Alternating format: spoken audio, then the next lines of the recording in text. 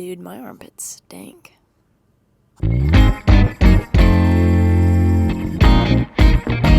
Hey, I'm Sarah. Welcome back to my YouTube channel. I'm a ceramic artist, a content creator, and I live in my trailer with my dog Pip.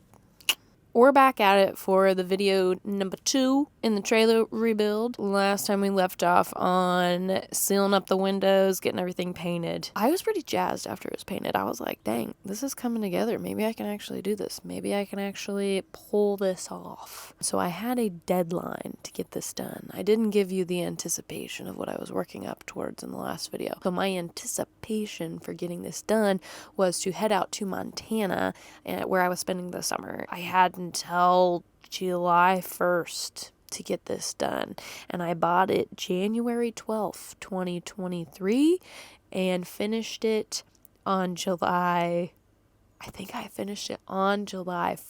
2023. Finished it. I was on a time crunch. I was on a deadline. I really didn't need it to look nice on the inside. I just needed it to be able to be pulled and moved and functional. I needed a bed. So now we were on to figuring out the situation of where things were going to go. So I knew I needed water tanks, and I knew I needed an electrical system. My water tanks were from Rec Pro, and they also gave me my fan and my air conditioning unit that also has a heat pump, which is amazing. It takes a lot of power.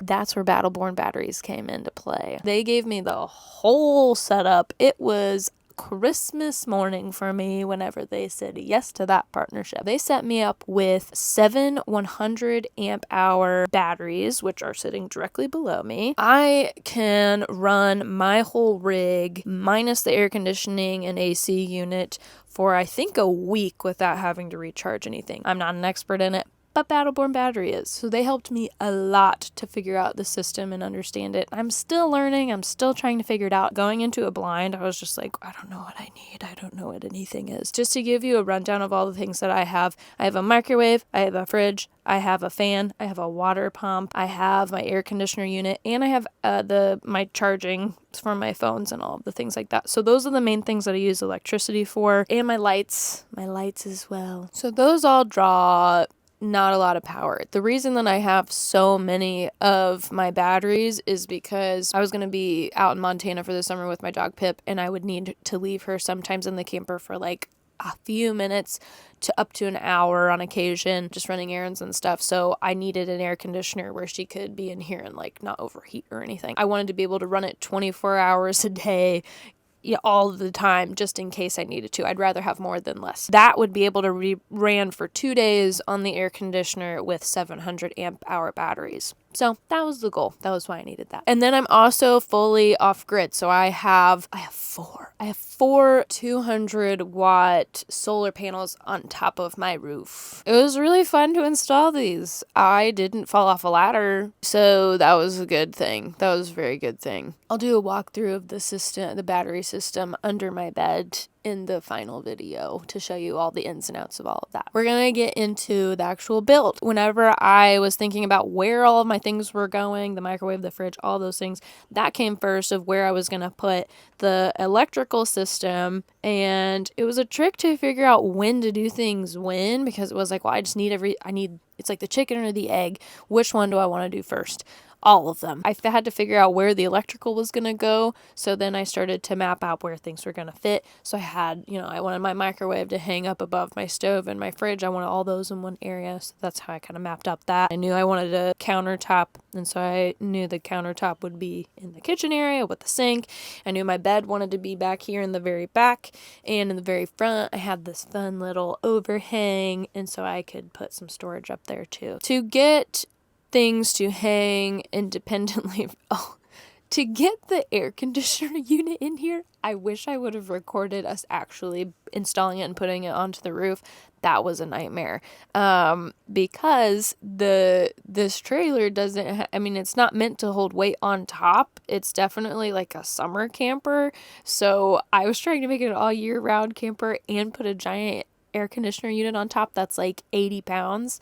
I didn't really think that one through, but it's a really great air conditioning unit. So if you have a van or something that can take the load-bearing weight of an air conditioner, highly recommend it. Before it would hold that weight, we had to install a metal bar across the top, an angle iron across the top that also added weight. So along with this whole process, we had to figure out how to not go over the weight limit of that 3,500 pounds. So it was really stressful to be like, oh, is this too much weight? Is this too much weight? And we also had to figure in where the weight distribution was at. And so that came into play with where things were positioned. We added in that metal bar on the top. That was going to be our main structure of holding that 80-pound air conditioner unit on the very top. And then it also helped us to put in another cabinet for my clothes and stuff. So that kind of like was in the middle on the axle. That's where you want a lot of that weight to be held, is in the middle. You just don't want too much weight in the back because it can cause some fishtailing action to happen. The water tanks, I think I have about 30 gallons of water in each tank, and so on one side is my inlet. My exit tank is right next to it, so that's where my seating is up front. So I have a little inlet that I can put water in, fill up my tank, and I'm good to go. On to the aesthetics. I got all of the wooden structures built outside of the trailer, and I measured everything and whatever, thought it was going to be amazing, came back, realized that whenever you're rebuilding something, not everything is square, which means some angles that I measure on the top, it was not going to be the same as the bottom. That was a little tricky. If you're starting off with something like a brand new van or something that you just bought off the lot, it's probably pretty good, pretty well manufactured, and things are probably square.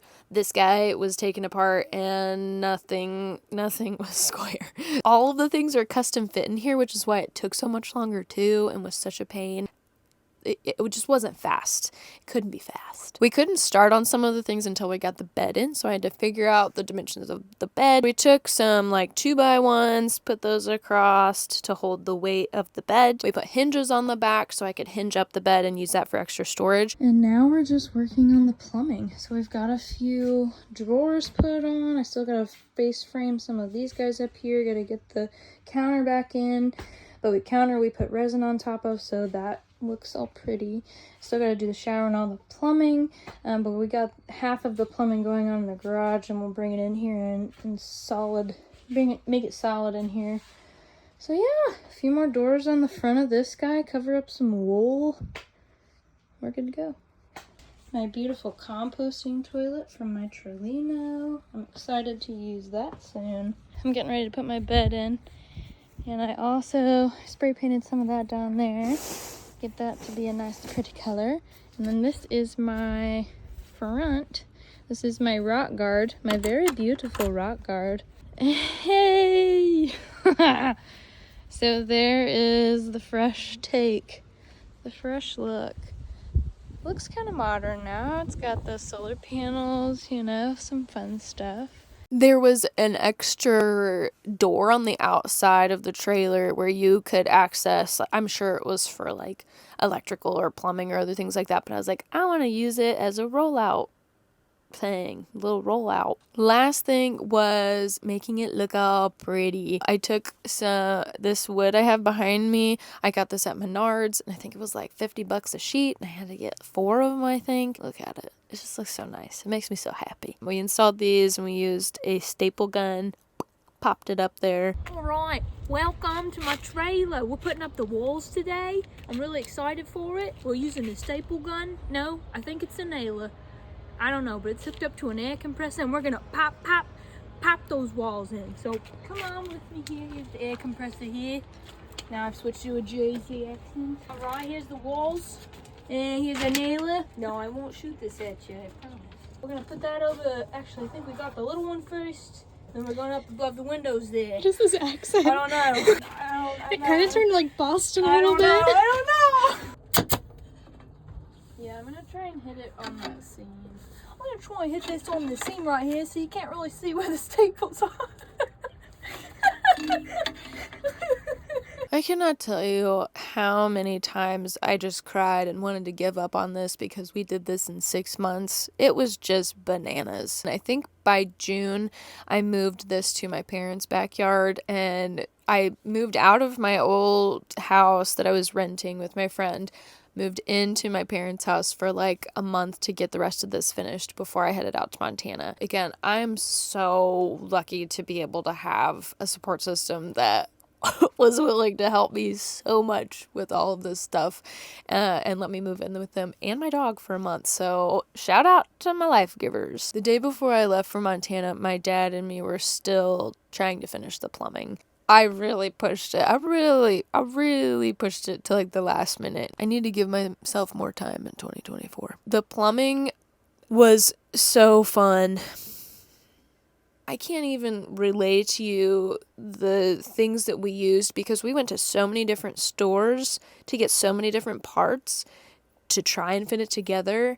And I don't like using Amazon, so I really tried to not use Amazon. I still used Amazon for some things, but I tried not to. A lot of that plumbing stuff was just like Frankenstein together. We used a lot of the PEX plumbing and their flexible tubes. I've had no real leaks with those. I heard a lot of good things from people and other van lifers using PEX. I don't have any hot water, which is not the biggest deal to me because I'm really only using this in the summertime or places that are warm. The cold water's really refreshing for me. Do some cold plunges.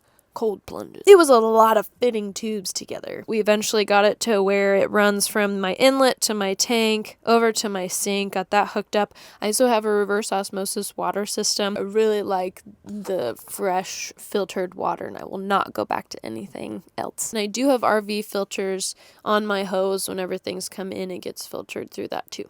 So I have a composting toilet from Mitralino. It's a great system. You just have a bucket and you just go in the bucket. It separates your pee from your poo, and so it doesn't stink as bad. They also have some composting stuff, compostable bags that comes with it and other things like that. But I think I have to empty it like every couple of weeks. I have the big L version. It's great. I could poop in a bucket forever. I'll say it. I'll be the first to say it. I don't need much. I don't need a whole lot. I built a little box next to places up front, and that can fit my toilet inside there. And if I need to take a shower, I can remove that and use my geyser system. And has a portable water heater built into it. I can just set up in my little tub there. It's waterproof. Take my shower with my hot water, put my toilet back in, and that's it. That's my bathroom situation. So now that I've talked this up so much, I'm gonna make you wait another couple weeks to do the walkthrough with me. Mostly because nothing is clean in here besides what you see in the background. So I need to do a little bit of cleaning before I show you the final walkthrough. And I'll have another series coming out about my trip to Montana and how all of that went, because things did break and I did have to tow it and get a new axle. So stay tuned for that. That was not fun. You have anything else to say to the people? You heard it here first. Ooh, just a baby. She's just a baby. I don't really know how to end these videos yet, but I'll figure it out. All right, bye.